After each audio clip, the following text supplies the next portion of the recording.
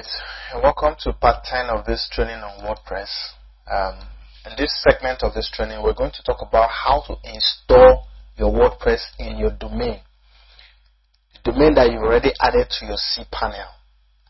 Now, before we do that, let me just familiarize you with a few components of your cPanel, so it doesn't seem like rocket science to you. But the rule of the thumb here is, don't bug yourself with too much details about this. Rather, as we go on in the trainings, we'll always come back here and do one or two things that will familiarize you with it properly. Because trying to cram all into your head now is like trying to fly a plane because you've read it in a book, or you've seen a pilot, he press this button, on the engine, on the gearbox, change the gear, and pump the tire, so you fly the plane. Yes, if you're intelligent enough, you may be able to take the plane off the ground. But when you want to land the plane, and that's when you will understand that key is not leather. And make sure you've written your will before you try that anyway. So let's go in. Now here you have File Manager. File Manager will take you to a menu where you're going to see all the files in your domains, all your domain. You see the files there. So it's a File Manager. Sometimes when you run into problems, you have to come here and do one or two to restore some sanity to your site, because WordPress sometimes has brain damage. Okay, sorry for being too. Now you have FTP accounts, you have Git version. Don't think about this. This is for programmers. You're not yet a programmer at this level.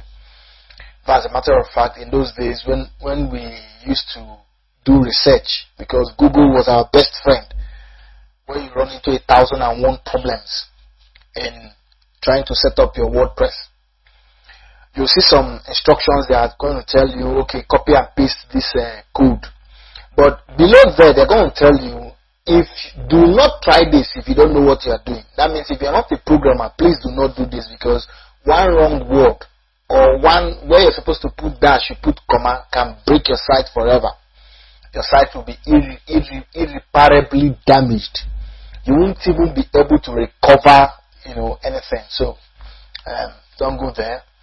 Backup wizard, web disk, jet backup, then database. Okay, yeah, we'll come back to this. I'm going to show you WordPress management, because this is very important. Redirect. If you want to redirect your sites, let's take for instance, if you want to redirect this bitmagazine.com to another site, you will do it from your redirect. Okay. Sometimes if you want to redirect a page, you can redirect a full page. Now, I remember there was a time I had a site, bitmagazine.com.ng. So I later moved bitmagazine.com.ng to bitmagazine.com. So I had to redirect everything from bitmagazine.com.ng to bitmagazine.com. So I redirected the whole site, which if you check in the menu, some of them you'll see it here. So, but we're not going there, because we don't want to press spoil anyway now, for now. Okay, this gives you access to your Allstat. Allstat is what tells you your site visitors. You're going to see all your domains when you click on it. Then, okay, let me just show you an example. This is my own domain. This is for Bit Magazine. So this is traffic, shows you unique visitors for the month. You have July 26, 2006. We have from January, we even have 2025. It starts from the day you started hosting the website on your cPanel.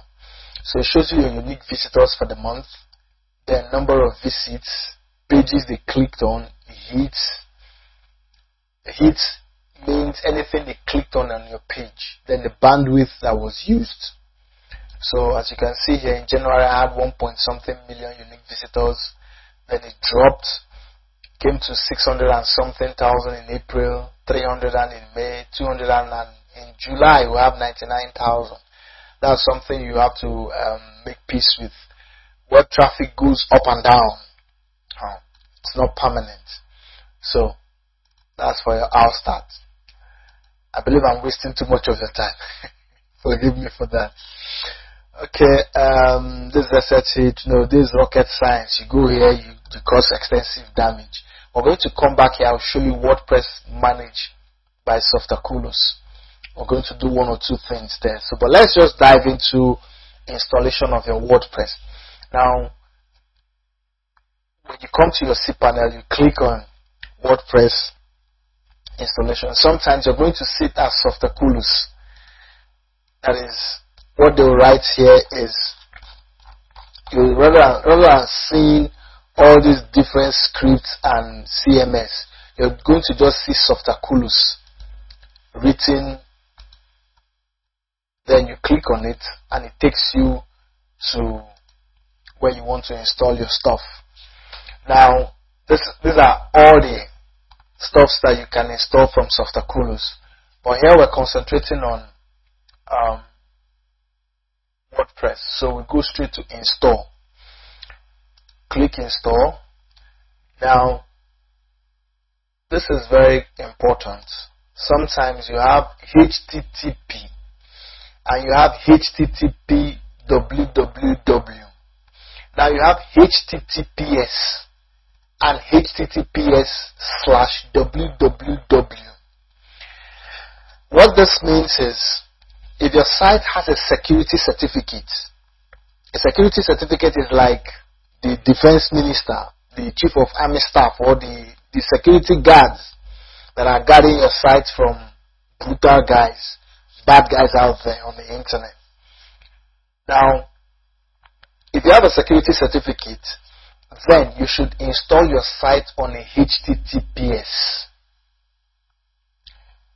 That shows that the site is secure.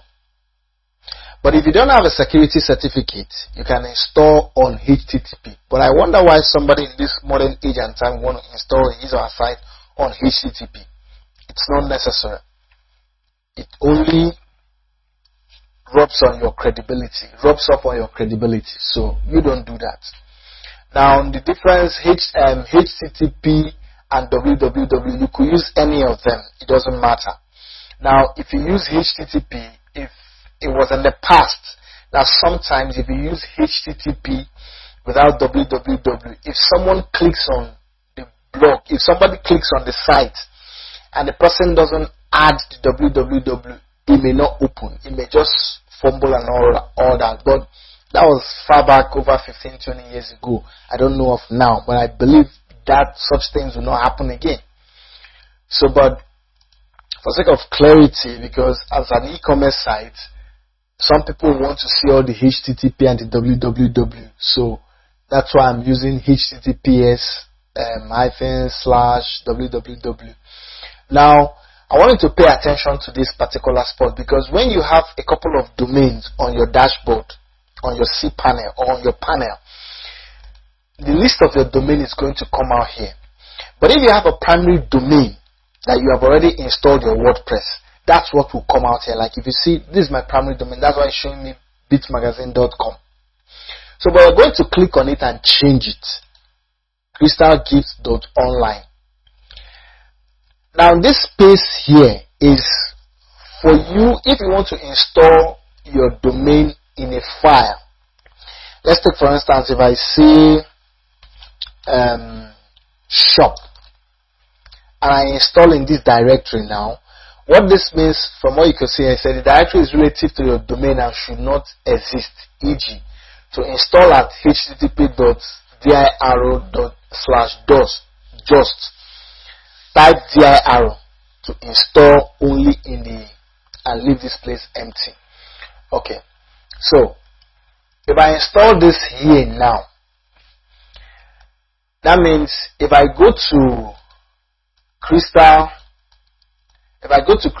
Gifts, let's assume I go to Crystal Gifts here, crystalgifts.online. Now, because I've not set up the site, nothing is going to show here. Now, but this is the domain. But if I'm installing on shop, I'll have to add shop here for it to go. Because if you don't add shop, it won't go. Because you installed it in a file called shop. Now this is good when you want to install multiple domains multiple websites in a domain, and you don't want to use subdomain, because a subdomain is like you have ads.bitmagazine.com is a subdomain. I think we talked about that in one of our previous videos. So if you don't want to use a subdomain, you can use this, but I don't really advise this, because it comes with a lot of conflict. Because when you start creating your tags and your categories, sometimes if someone clicks on a category from a website, it can take him to the category of another website, because they are all within the same file system. Let me use that word, file system. So please, I will advise you, don't do this. Just stay away from it. Rather than do this, you can create multi-sites, which you can do from here. See, enable multi-site. We'll talk about that as we go on. But for now, I just want you to understand that you need to avoid here. Now, sometimes, due to the fact that newer WordPress sometimes are very unstable, just like you have your apps, your normal Android apps, sometimes there's an upgrade to the app, and for the first few months, it's very unstable, or it's not so smooth until the team behind the app do some real repairs and bug fixing and all stuff like that. It stabilizes. So because of that, you may want to install an older version of WordPress. Let's take for instance, the latest is 7.02, but you have 6.9.5. You can install this if you like, but I'm not going to do that. I'm going to install 7.0.2 because I'm using it on all my blogs for now, so I know the challenges associated with this.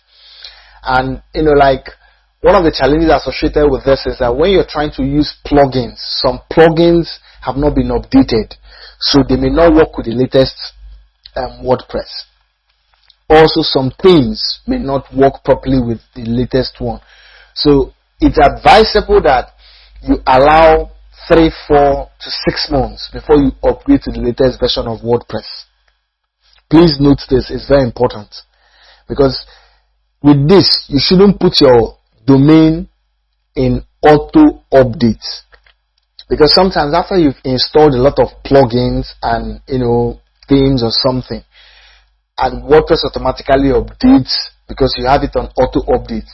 When it updates, your site will break. A lot of things will damage on your site because most of the plugins you have maybe are not compatible with the new version of the WordPress. So you can install something behind, then gradually you upgrade to the latest version. Now let's go here. You say site name. What's your site name? What do you want the site to be like? Site name, I'll say PH discount market. Okay. Site description, a place to get gifts for your loved ones. Okay, now we've come to enable multi-site. Let me explain what multi-site means to you. Let me explain what multi-site means. Now, I think I did that in one of our previous videos, but let me do it again because we're looking at installation now.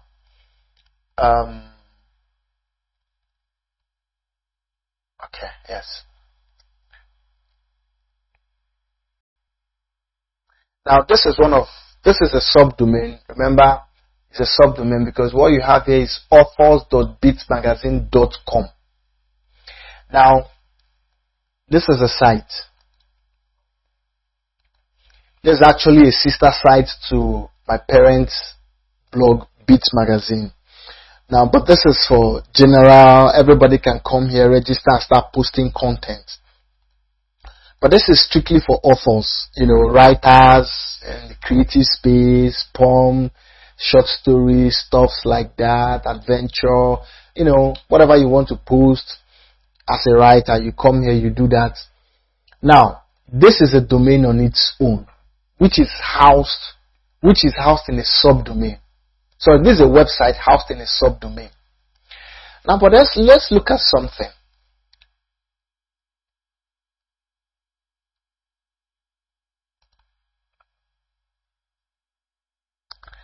Now, within this same subdomain, I have 3 websites. Now, the difference between this and a normal website is that these 3 websites are using the same database. Remember, from your from your hosting plan purchasing, sometimes your web host will limit you by the number of databases that you can have. So let's assume that your web host limits you to one database, but you want to have multiple websites in your database. This means that you can use multi-site. So you can even have 100 sites, all different websites, but using one database. So the challenge here is that since they are all using one database, if one of the site is compromised, it will affect every other site. Now, like, this is my own private blog for myself. It's like my social media for I alone. Now let's go to the dashboard. Okay, no, let me go to visit. You now see that it has authors.bitmagazine.com/bougie. You see the slash, the bougie, is what makes it another website. Like, if you look at this, is a separate website on its own. It's a separate website. It has a couple of articles, different articles, while this is the mother site that houses it. Now I still have another site here, reviews. This is created specifically for reviews for Beat Magazine.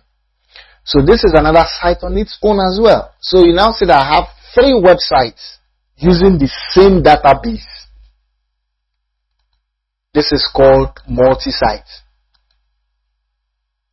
Okay, so I believe we've understood that. Once you click enable multi-site here, it automatically creates it in such a form that it creates the parent site in such a form that you can create multi-site, you can create other sites from it. Like, for this one, the authors.bitmagazine.com is the mother site. It's from here that I create other sites. Like, you see, network admin, I could go to dashboard, or I could say from here I can go to sites, add new site, and I add a new site. It's as simple as that. So you click add site, and I'll add a new site. Now when you add a new site, it's not, you're not installing a new WordPress. It is using, because it's using the same installation with the mother site. Okay, so let's come back here. Now there's another way of doing this, because in WordPress there are sometimes you have 3-4 ways of doing the same thing. There's another way to do this. Like, let's assume you've already installed your WordPress, then somewhere down the line you want to make it you want to convert it to a multi-site. There's a programming where there's a code you just add to some of your site files, and it will do that magic for you. But don't bug your head with that. I'm only letting you know. It's just like you wanting to fly a plane after reading it in a book. So that's what it's like. So don't try it. That's hazard.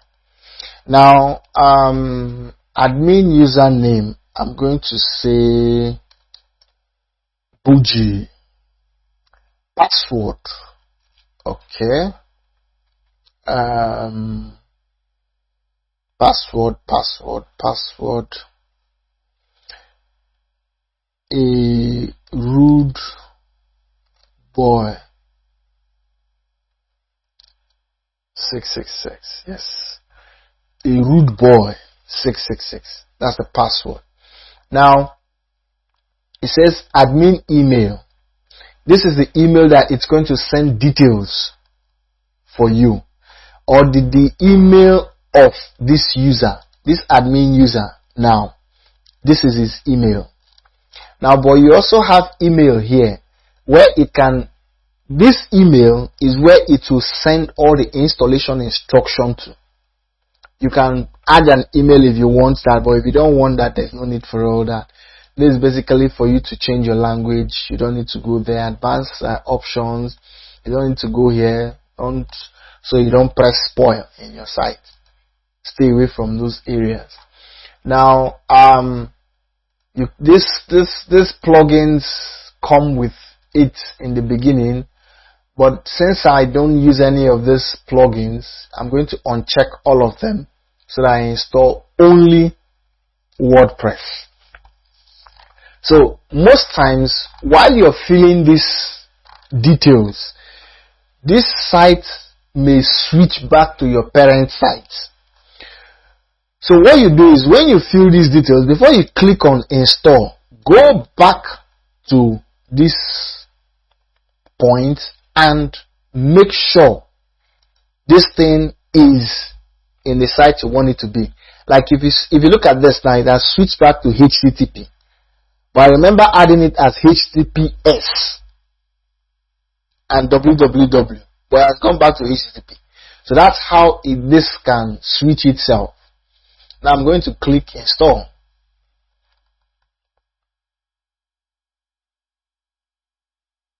Couple of minutes, sometimes as less as 40 seconds, 50 seconds is done.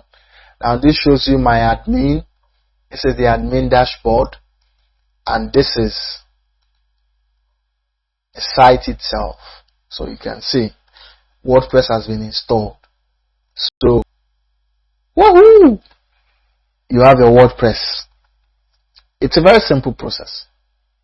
There's no rocket science to it. Okay? It's simple. I want you to understand it's simple.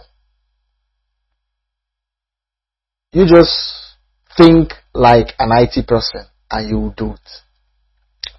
So we've installed our WordPress. As you can see, the name says Page Discount Market, and if we go here, this is where you see Page Discount Market. So thank you for watching this. We'll see you in the next video.